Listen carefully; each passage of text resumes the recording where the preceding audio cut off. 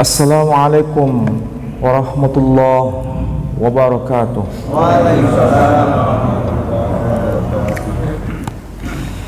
Alhamdulillah Rabbil Alamin. Alhamdulillahilladzi anzala ala abdihil kitaba wa lam yaj'al lahu 'iwaja. Ashhadu an la ilaha illallah wahdahu la syarika lah wa ashhadu anna Muhammadan abduhu wa rasuluh la nabiyya ba'dah. Qala Allah ta'ala fil Qur'anil Aziz, a'udzu billahi minasy syaithanir rajim. Bismillahirrahmanirrahim. Wa qadayna ila bani Israil fil kitab وَقَضَيْنَا إِلَى بَنِي إِسْرَائِيلَ فِي الْكِتَابِ لَتُفْسِدُنَّ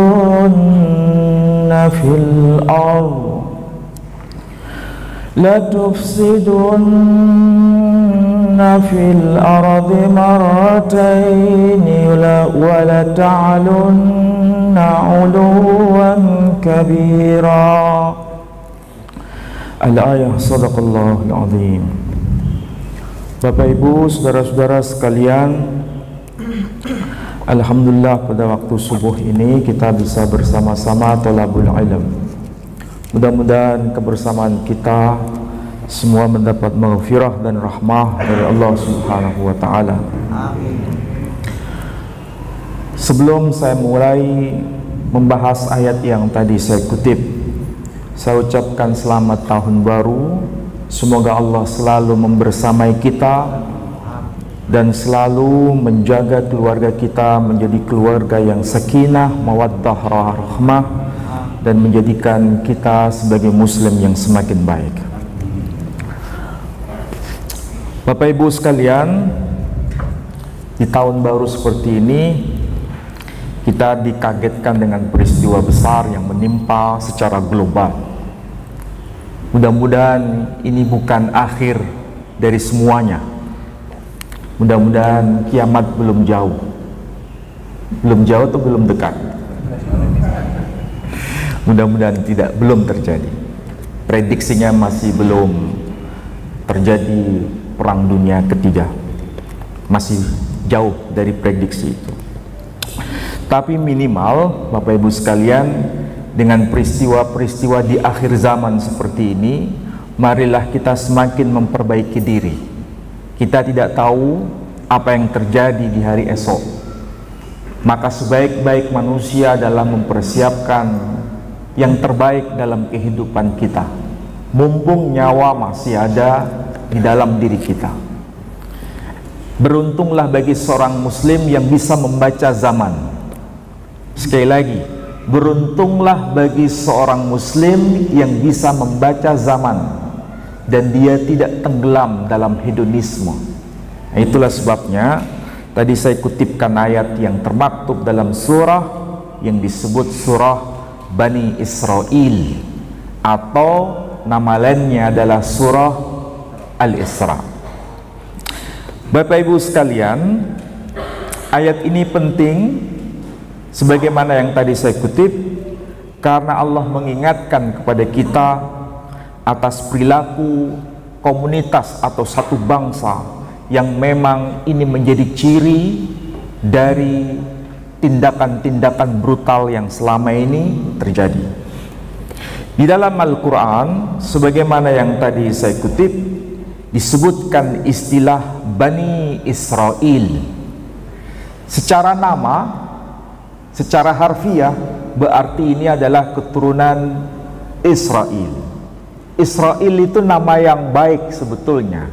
Itu merupakan gelar yang disematkan kepada Nabi Yaqub alaihissalam. Siapapun mereka, yang nasabnya nyambung kepada Nabi Yakub, mereka disebut dengan sebutan Bani Israel. Bani Israel merupakan pelajaran berharga bagi siapapun yang mengaku sebagai manusia, agar mereka tidak merasa sebagai bangsa yang paling super, bangsa yang paling unggul, manusia yang paling unggul. Kita diingatkan apa yang dulu pernah terjadi. Ada dua kata kunci yang dipakai oleh Jerman waktu itu dengan istilah Ubermensch dan Untermensch. Paham yang saya maksud? Ubermensch dan Untermensch ini dua istilah untuk membedakan manusia unggul dan manusia rendahan, manusia kelas super dan manusia kelas bawah. Ini dua istilah yang tadi saya maksud dalam bahasa Jerman, Ubermensch dan Untermensch. Ini sekaligus peringatan. Ada satu bangsa yang diabadikan dalam Quran dan telah ditegaskan di ayat yang tadi saya kutip. Bani Israel itu melakukan suatu tindakan yang dalam Quran ini disebut la tufsidun fil ard. Mereka ini benar-benar sungguh melakukan kerusakan di muka bumi. Kenapa? Ini pasti ada sebab. Karena merasa sebagai bangsa yang unggul, merasa yang paling unggul. Makanya mereka disebut sebagai the chosen people. Mereka menganggap dirinya sebagai bangsa pilihan, the chosen people. Itu kalau kita baca dalam buku-buku akademik. Maka ketika Allah mengingatkan kepada kita, bangsa ini telah melakukan la tufsidunna fil ardi marratain. Mereka itu melakukan kerusakan di muka bumi 2 kali. Dan ini ada catatan historis yang sampai kepada kita. Yang pertama, mereka itu dibuang, ditaklukkan oleh bangsa Babilonia pada masa abad ke-5 sebelum Masehi, karena melakukan kejahatan besar sehingga kemudian ditaklukkan oleh bangsa Babilonia. Kemudian ditaklukkan kembali oleh bangsa yang sekarang disebut dengan istilah Iran. Kalau bahasa Sangsekerta disebut dengan istilah Aryon. Kalau bahasa Parsinya disebut Iran. Kalau dalam catatan Herodotus abad ke-5, dia disebut sebagai istilah Persio. Jadi istilah Persio, Iran atau Aryon itu maksudnya komunitas yang sama. Ini bangsa yang intelektualnya tinggi sebelum Islam, dan mereka kemudian juga ditaklukkan oleh masa kekhalifahan kedua, yakni oleh Sayyidina Umar ibn al-Khattab. Maka tidak ada satu bangsa yang bisa menaklukkan Persia, tidak ada satu bangsa yang bisa menaklukkan Iran sebelum Islam, kecuali Islam itu sendiri. Dan sekarang kita bisa lihat bangsa ini bangsa yang aneh, unik. Tapi kita harus tahu, bangsa Israel sebelum era Islam abad ke-5 sebelum Masehi ditaklukkan oleh Persia, dan mereka kemudian terserak kemana-mana. Kenapa? Karena mereka ini telah melakukan pembunuhan kepada para nabi. Ini yang pertama. Yang kedua, karena disebutkan marrotain 2 kali, pada abad pertama Masehi diutus seorang nabi. Nabinya tidak punya ayah, hanya punya ibu, memproklamirkan diri sebagai Al-Masih. Kemudian mereka menolak. Karena mereka menolak, bahkan melakukan fitnahan besar kepada nabinya, Nabi yang paling akhir di kalangan mereka, akhirnya mereka juga harus ditaklukkan oleh satu bangsa besar pada tahun 70 Masehi oleh Kaisar Nero dari Romawi. Itulah sebabnya Baitullah pada masa era Islam yang disebut Baitul Maqdis itu hancur dua kali. Pertama dihancurkan oleh Nebukadnezar, kedua dihancurkan oleh Kaisar Titus. Ini pelajaran bagi bangsa yang betul-betul merasa sombong, maka rumah sucinya pun harus hancur. Ini pelajaran bagi kita semua. Jangan merasa ada kesombongan. Kalau sudah kesombongan, apalagi membunuh para nabi, bahkan nabi yang terakhir di kalangan mereka sendiri ditolak, Allah murka. Dan cara murkanya Allah itu dahsyat. Bukan mereka hanya diserak, tahu diserak, disebarkan ke seluruh muka bumi sehingga tidak jelas identitasnya, bahkan rumah sucinya dihancurkan dengan caranya Allah sendiri. Dan sekarang terulang lagi kan, betul nggak? Mereka datang dari berbagai penjuru, sudah membangun negara, ya, dengan begitu sombongnya mereka tidak mungkin bisa ditaklukkan, bahkan dengan mengandalkan apa itu, drone, ya kan?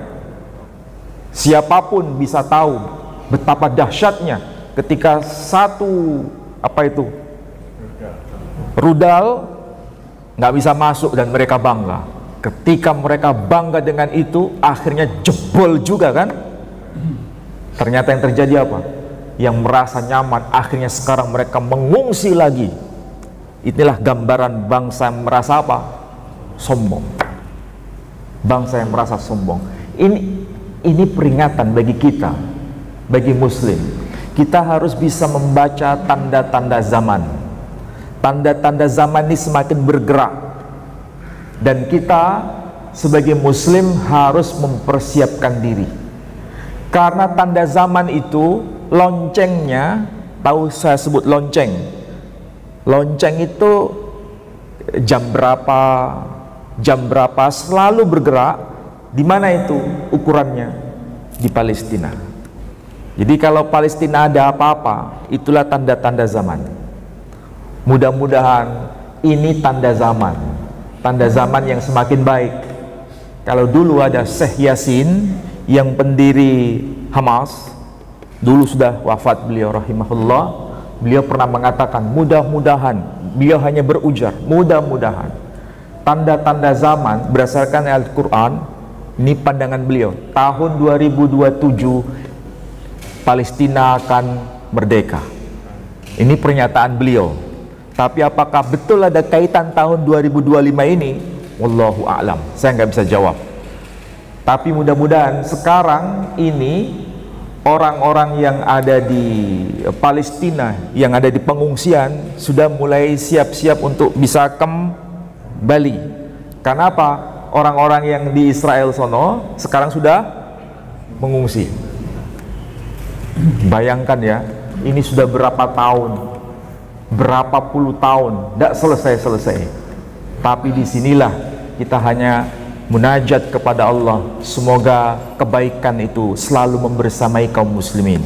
Cuma masalahnya begini, kalau kita sesama kaum muslimin tidak bisa bersatu, maka ada peluang orang-orang mencoba untuk mencerai-beraikan kita, siapapun kita. Coba bayangkan, lihat itu di Timur Tengah sendiri, satu bahasa, ya, satu bangsa dalam negara-negara yang berbeda nggak bisa bersatu. Lihat itu Lebanon, bahasanya apa? Arab. Bangsanya apa? Arab. Yordania, bahasanya apa? Arab. Bangsanya apa? Arab. Irak, bahasanya apa? Arab. Bangsanya apa? Arab. Saudi, bahasanya Arab, bangsanya Arab. Belum yang lain-lain. Qatar, bahasanya apa? Arab. Bangsanya apa? Arab. Kuwait, bahasanya Arab, bangsanya Arab. Uni Emirat Arab, bahasanya Arab, bangsanya Arab, toh bisa dipecah belah. Bayangkan. Apalagi kita, Indonesia ini, bahasanya ada berapa bahasa? Ada bahasa Jawa, ada Sunda, Madura, Banjar, dan macam-macam. Kira-kira ada peluang nggak untuk dipecah? Ada. Makanya persatuan kaum muslimin jangan sampai runtuh. Siapapun kita, apapun kita, perbedaan apapun di antara kita, jangan dijadikan peluang untuk bisa dicerai-berai. Karena agen-agen Mossad itu ada di tengah-tengah kita. Tidak peduli. Jangankan begitu, kalau kita ukur saja ini antara Israel dengan Iran yang sekarang, itu masih unggul intelijen Mossad sebetulnya. Kenapa? Karena banyak jenderal-jenderal dari Iran ternyata gugur. Kenapa kok bisa gugur? Karena ada mata-mata dari agen Mossad, dan bisa jebol itu. Kira-kira di Indonesia ada nggak itu? Hah? Siapa? Nggak tahu kita. Karena di sekitar kita itu banyak orang yang punya kepentingan, dan mereka ini ada di tengah-tengah kita, dan itu betul-betul melemahkan kaum muslimin. Makanya saya hanya berpesan saja, siapapun kita, apapun perbedaan di antara kita, jangan sampai ada peluang untuk dipecah belah. Karena disitulah kita punya kekuatan itu. Nah sekarang itu yang kita lihat sekarang ini, ya itu rentetan dari ayat Quran ini. Kalau kita baca-baca kitab tafsir, Ibnu Katsir, kitab tafsir At-Tabari dan lain sebagainya, ketika menjelaskan la tufsidunna fil ardi marratain, memang merujuk pada dua peristiwa besar di masa itu.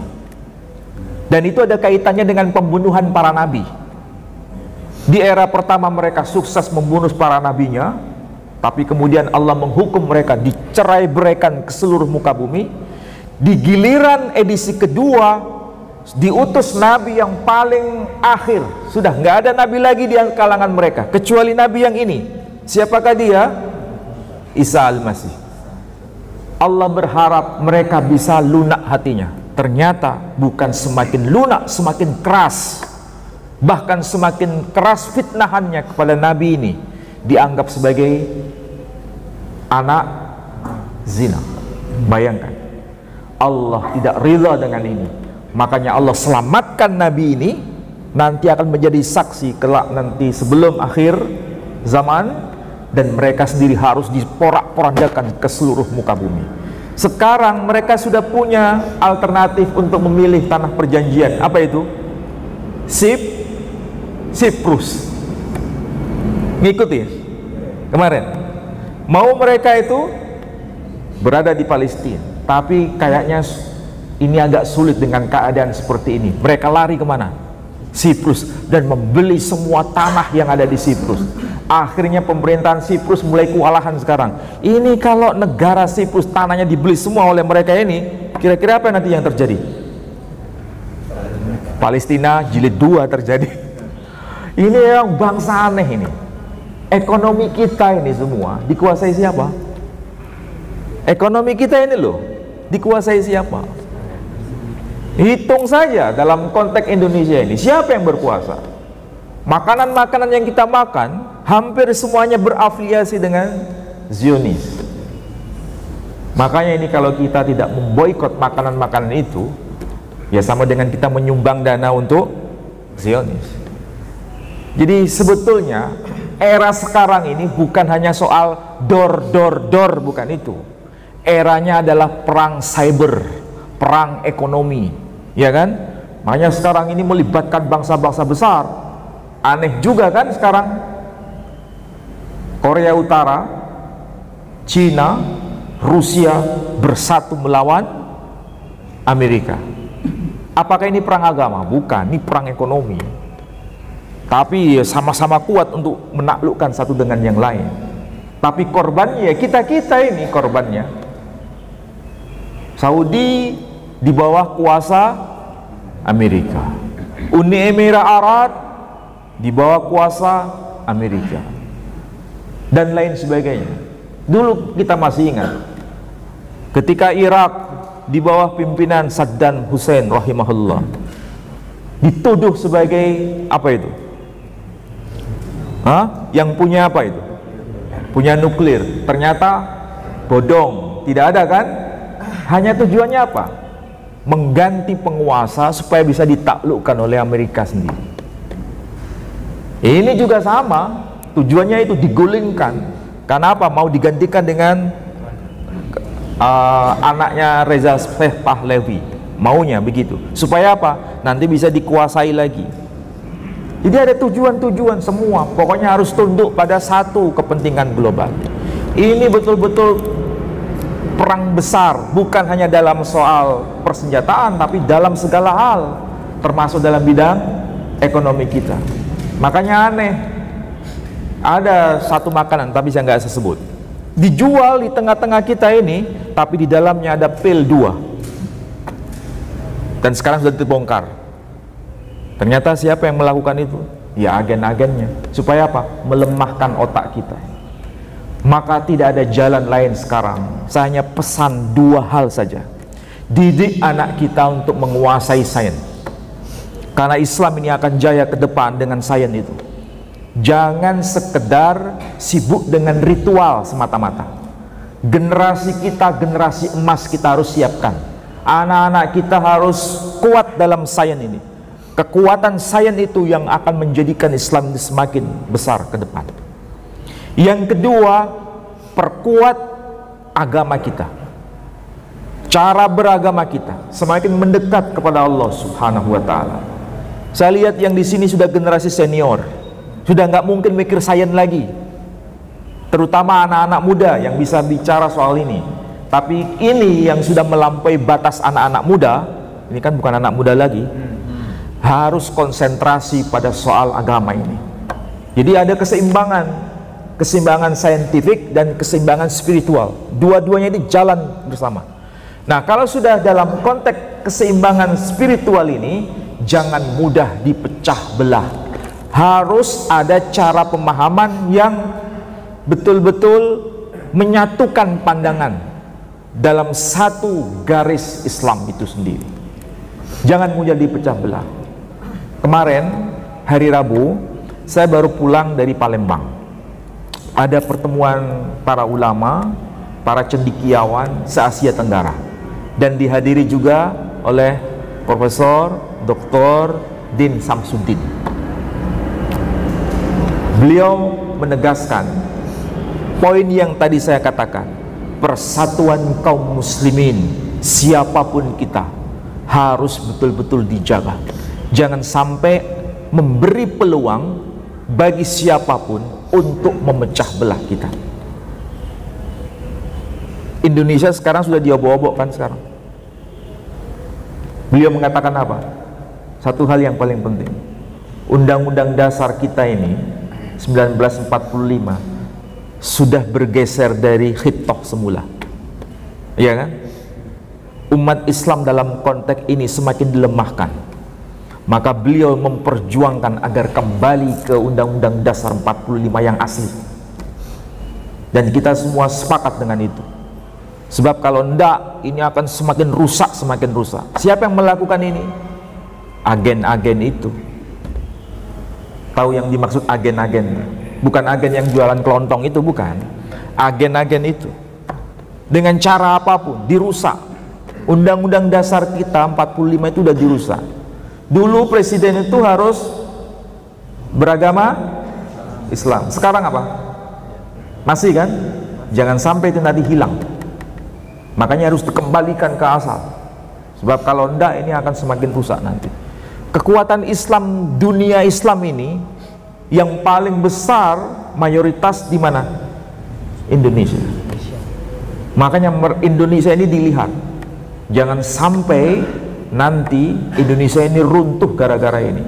Sekarang sabotase sudah mulai terjadi, dan pasti ada hubungannya dengan itu. Nggak usah jauh-jauh.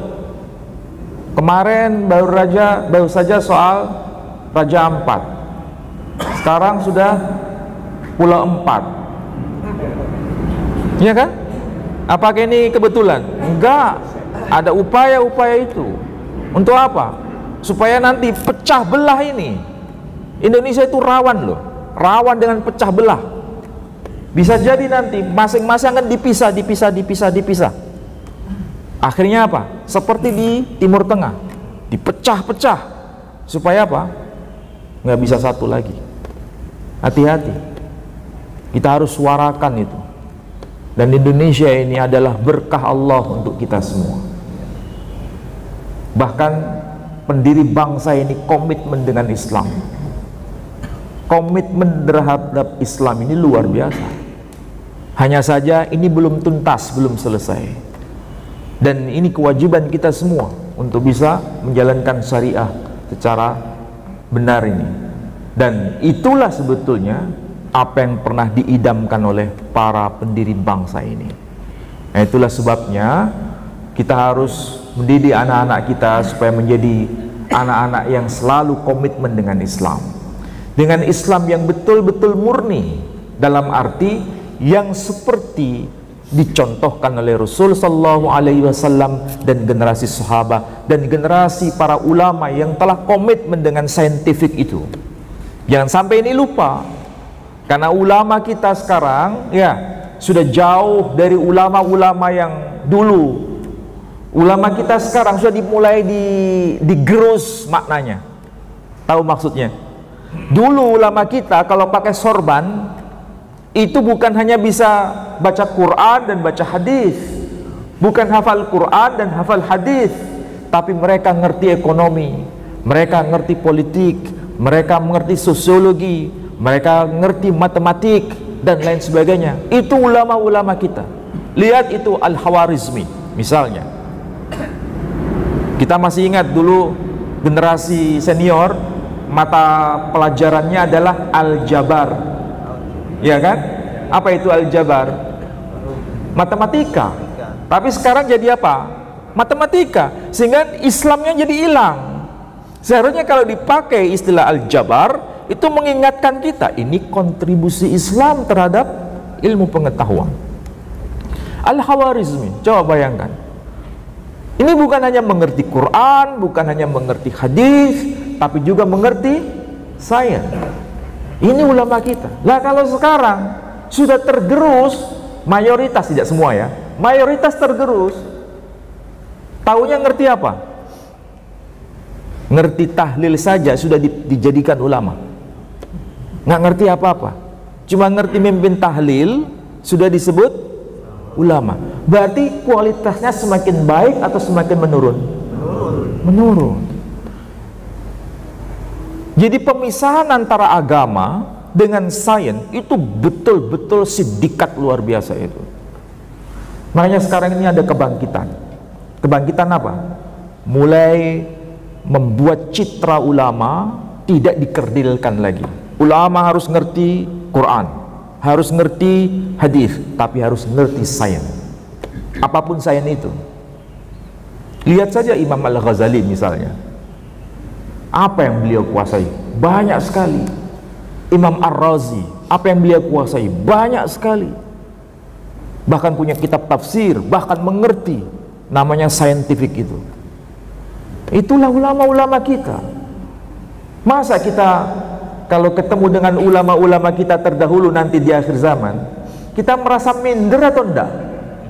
Pasti kita merasa minder, dan kita akan ditanya, apa yang sudah kami wariskan dan kamu lakukan? Meneruskan cita-cita kami atau justru mengkerdilkan apa yang sudah kami lakukan? Ini sekaligus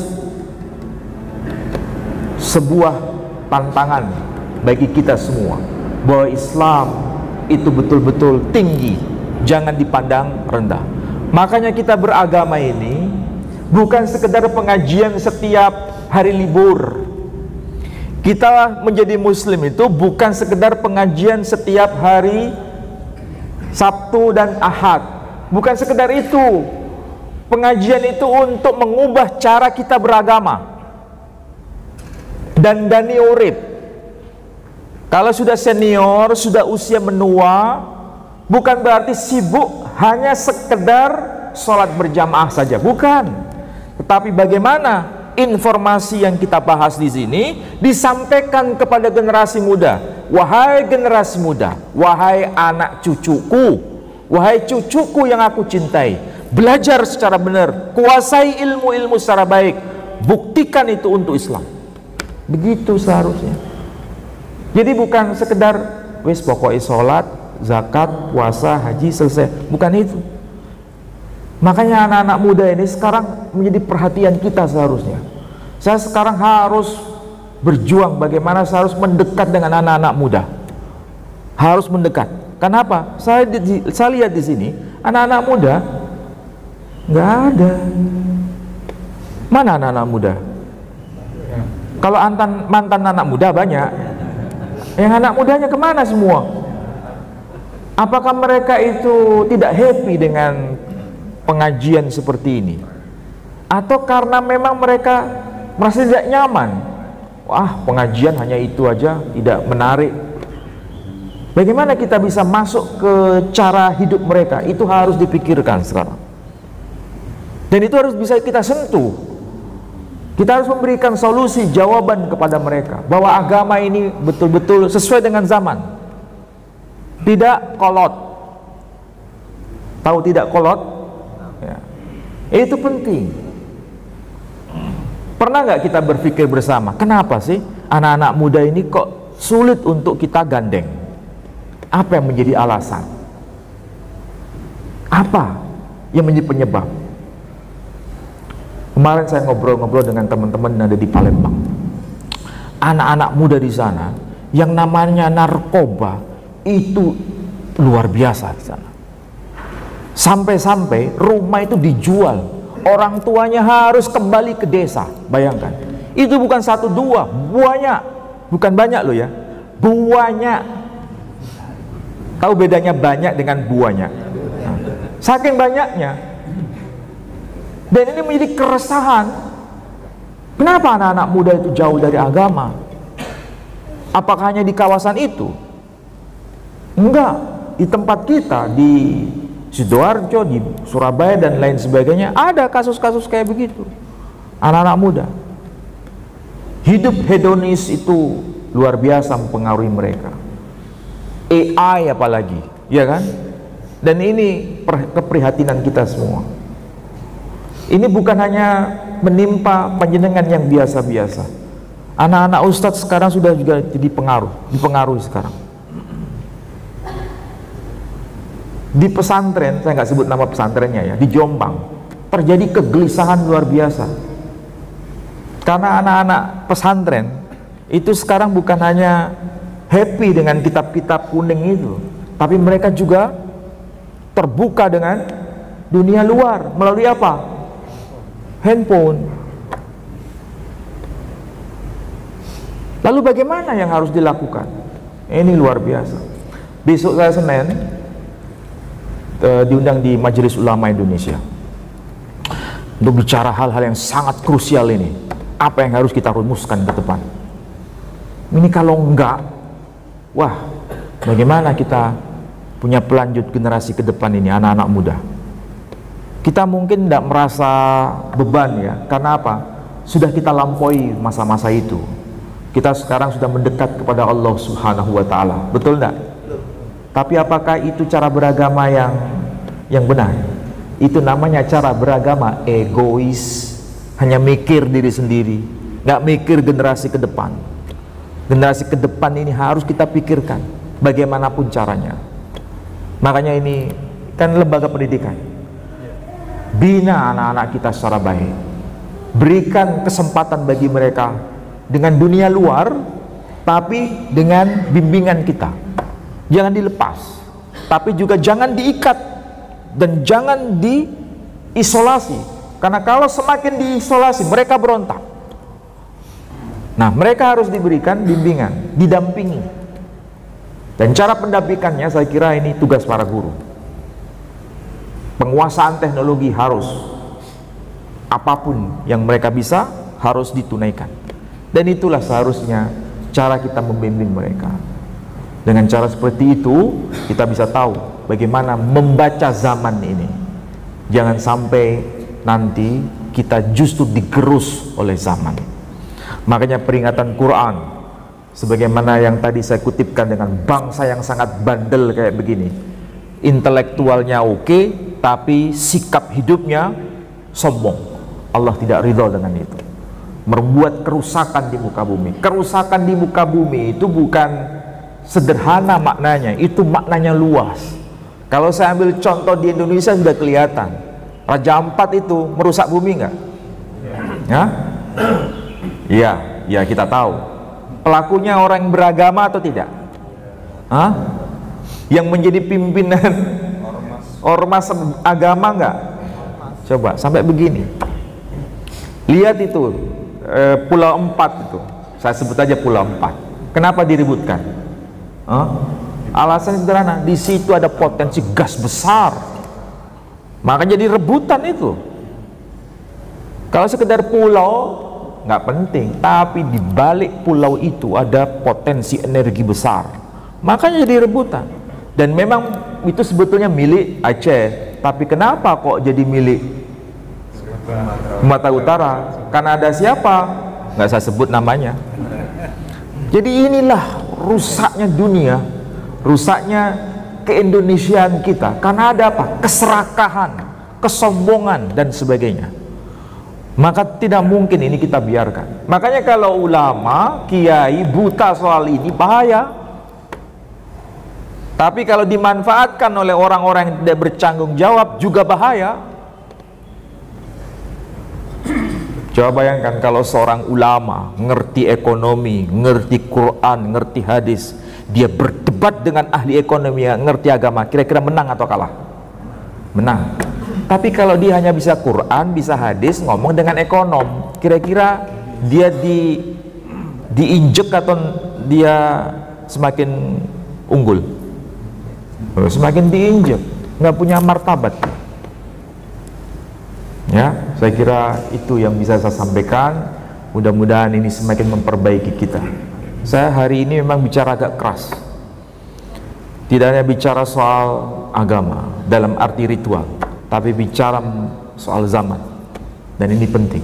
Mudah-mudahan yang saya sampaikan bisa dipahami. Baik, ada yang mau tanya? Ada, Ustaz. Aduh, kaget saya. Ya, ini dulu sebentar. Assalamualaikum warahmatullahi wabarakatuh. Ustaz, ini ada seperti biasa dua yang harus saya sampaikan dan hari penting kita semua.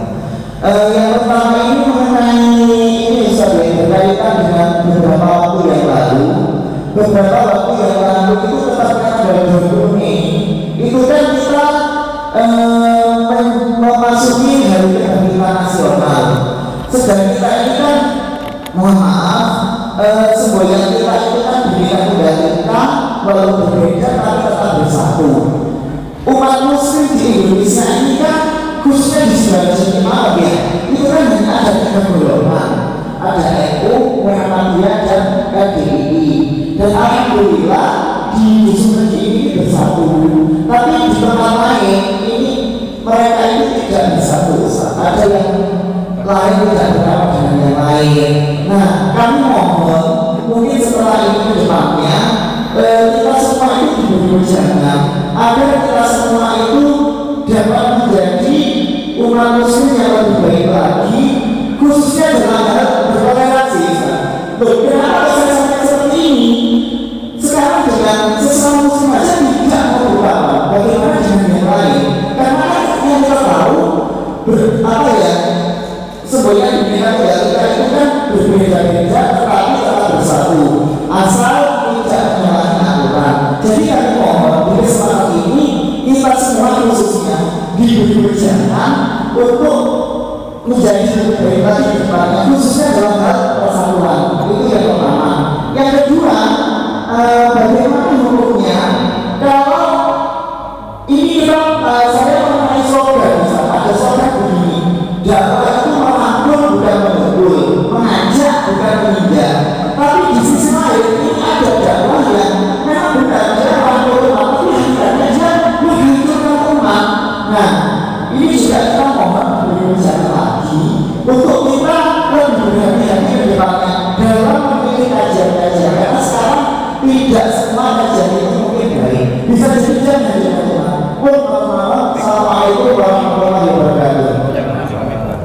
Waalaikumsalam warahmatullahi wabarakatuh. Saya jawab ringkas saja dua pertanyaan itu, langsung bukti konkret di sini. Alhamdulillah, saya mengucapkan bahagia kepada jamaah. Kita punya guru di sini yang sangat-sangat alim untuk menyiasati perbedaan. Dia ngerti, sangat mengerti keragaman hadis dan menjelaskan kepada panjenengan semua dengan cara yang bijak. Mau pilih ini boleh, mau pilih ini boleh. Yang penting mana yang paling kuat. Kalaupun ada yang berbeda, tidak melakukan justifikasi. Beliau adalah Ustadz Zainuddin MZ. Saya bersyukur dengan itu. Kenapa? Panjenengan diberikan wawasan luas. Wawasan luas itu penting. Supaya apa? Supaya tidak kacamata kuda. Karena ada pengajian-pengajian yang mencoba untuk kacamata kuda. Dan kacamata kuda itu peluang bagi agen-agen Mossad. Saya ulangi lagi. Pengajian yang berkacamata kuda mudah memvonis yang lain, ini adalah peluang agen-agen Mossad. Dan ini bahaya. Seharusnya umat Islam harus paham betul, Al-Quran sejak awal sudah memberikan contoh yang tepat. Kenapa? Umat Islam diajarkan qiraah sab'ah, ya kan? Maksudnya apa qiraah sab'ah? Boleh baca ini, boleh baca begitu. Misalnya, kalau ada yang baca Bismillahirrahmanirrahim, wadduhi wal-laili idza saji, ma wadda'aka rabbuka wa ma qali. Kita tidak mengatakan itu salah, itu benar. Tapi juga kalau misalnya ada yang baca Quran Bismillahirrahmanirrahim, wadduha wal-laili idza saja, ma wadda'aka rabbuka wa ma qala, walal akhiratu khairul laka minal ula. Ini juga benar. Atau boleh juga dibaca Bismillahirrahmanirrahim, wadduha wal-laili idza saja, ma wadda'aka rabbuka wa ma qala, walal akhiratu khairul laka minal ula. Sudah berapa ragam itu? 3 ragam. Tidak saling menafikan, tapi saling melengkapi, dan itu diajarkan oleh Rasul Muhammad sallallahu alaihi wasallam. Ini tidak ada peluang agen Mossad masuk. Inilah cara beragama kita.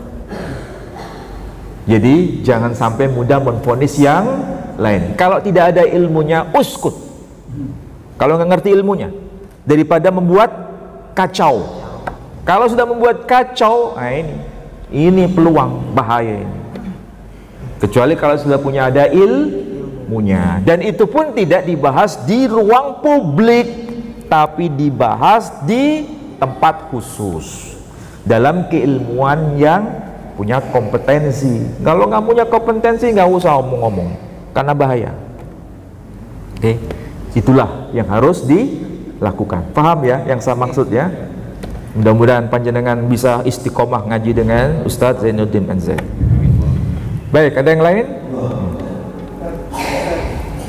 Oh, itu dulu. Saya mau bertanya mengenai suku-suku Yahudi. Kita tahu kan ada 12. Suku-suku Yahudi kan ada 12. Oh, ada 10 di daerah Iran. Pertanyaan pertama, apakah benar dan tidak terdeteksi? Sedangkan suku yang masih ada kan suku Benyamin dan suku Yehuda di kerajaan Yudea, dan akhirnya dihancurkan oleh Kaisar Titus. Tapi kita kan sekarang tidak mengenal apa itu suku Yudea maupun suku Benyamin. Kita lebih mengenal Sephardi dan Asnas. Pertanyaan saya, apakah kedua suku tadi Yehuda dan Benyamin itu adalah penjelmaan dari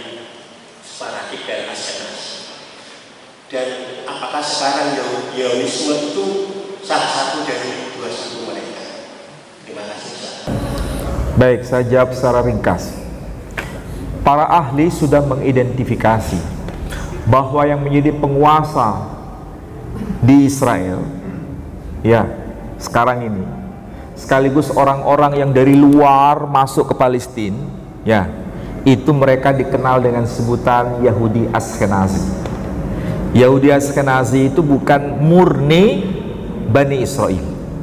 Mereka hanya menjadi penganut agama Yahudi dari kalangan suku Khazar, kemudian mengklaim dirinya sebagai Bani Israel. Makanya mereka disebut sebagai suku yang ke-13. Bani Israel itu 11 suku atau 12 suku? Kalau ada 13 suku, ini 13 dari mana? Nah, itulah problemnya sekarang. Itulah yang membuat kekacauan di muka bumi. Ya, mudah-mudahan ini satu pelajaran berharga bagi kita. Mereka merangsek, merampok, menjajah di Palestina. Semua orang asli di situ diusir. Sekarang mereka harus mengalami hal yang sama. Dan itulah pelajaran yang sangat berharga. Tidak bisa tidur. Kalau dipilih hanya dua saja, mati di dalam bunker atau keluar dari wilayah Palestina. Hanya dua, nggak ada tiga jawaban, hanya dua jawaban. Pilih di antara dua, mati di dalam bunker atau keluar dari Palestina. Toh ternyata sekarang mereka keluar karena nggak kuat. Ya memang mentalitas kalah dengan kita gerilya sampai kapanpun, ya kan? Nah, jadi intinya mereka sebetulnya bukan ori tapi KW ya, KW. Ini masalah ini.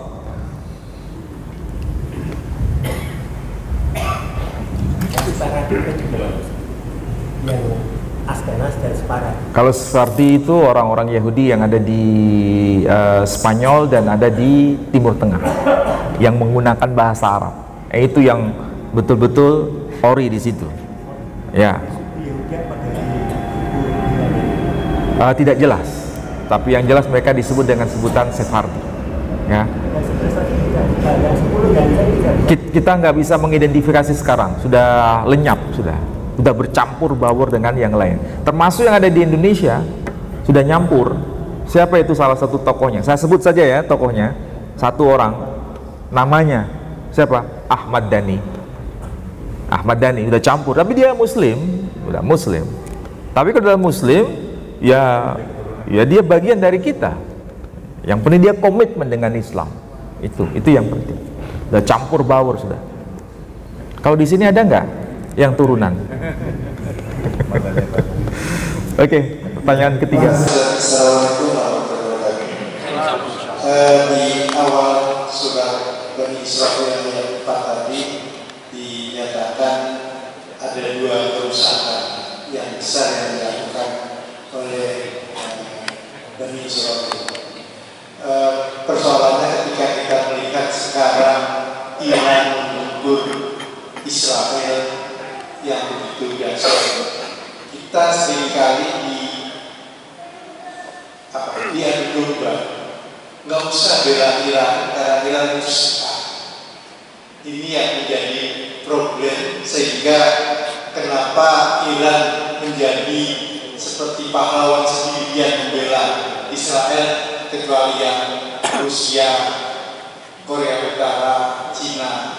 Tapi dari Jazirah Arab mereka dikucilkan dengan pernyataan bahwa tidak bisa dibela karena mereka Syiah.